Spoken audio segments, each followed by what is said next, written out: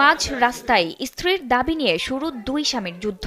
ওই নারীকে টানাটানি শুরু করেন দুই যুবক। এতে জড়ো হতে থাকে লোকজন। শুরু হয় তর্ক বিতর্ক, যা মুহূর্তেই পুরো এলাকায় তৈরি করে কৌতূহল আর আলোচনার ঝড়। জামালপুর সরিষাবাড়ি উপজেলার আওনা ইউনিয়নের জগন্নাথগঞ্জ পুরাতন ঘাট বাজার এলাকায় এক চাঞ্চল্যকর ঘটনার জন্ম দেয়, যেখানে এক নারীকে নিজের স্ত্রী দাবি নিয়ে দুই যুবকের মধ্যে তর্ক ও টানাটানির ঘটনা ঘটে। ভাই আমি ছোট থেকে আমার বাপ মা থেকে বঞ্চিত হয়েছি ভাই, আমার বাড়িতে ওঠে নাই।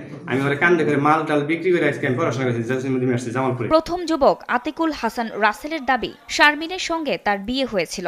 তিনি স্ত্রীকে লেখাপড়া করিয়ে পেশাজীবী হিসেবে গড়ে তুলেছেন।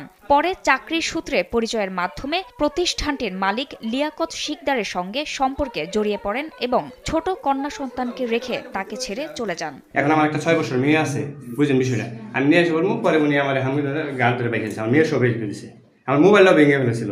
অন্যদিকে আওনা ইউনিয়ন স্বেচ্ছাসেবক লীগের সাবেক নেতা ও হাসপাতাল মালিক লিয়াকত শিকদার নিজেকে শারমিনের বৈধ স্বামী হিসেবে দাবি করছেন। তিনি জানান, শারমিন তার প্রথম স্বামীকে ডিভোর্স দিয়ে তাকে বিয়ে করেছেন এবং তারা কয়েক মাস ধরে একই সাথে থাকছেন।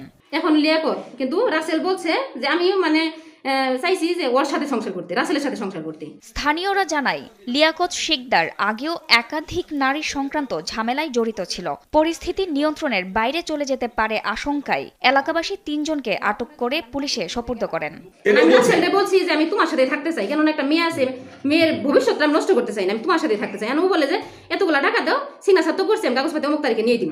সরিষাবাড়ি থানার অফিসার ইনচার্জ ওসি বাচ্চু মিয়া জানান, বিয়ে ও তালাক সংক্রান্ত কাগজপত্র যাচাই করে আইনি প্রক্রিয়ার মাধ্যমে বিষয়টি নিষ্পত্তি করে ওই নারীকে তার বৈধ স্বামীর কাছে সোপর্দ করা হবে। তাকে জিজ্ঞেস করা হয়েছে, এখন যেহেতু বৈধ কাগজপত্র দ্বিতীয় স্বামীর দেখা যায় এবং দ্বিতীয় স্বামীর ঘরে সে যেতে চায়, ওইটা হলো বৈধ স্বামী। এখন কাগজপত্র আছে ওর, আর আগেরটা তো ডিভোর্স দিতেছে, আগেরটা নাই।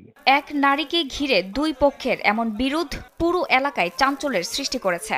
এখন আইনি যাচাই বাছাই শেষে প্রকৃত সত্য বেরিয়ে আসবে, এমনটাই প্রত্যাশা স্থানীয়দের।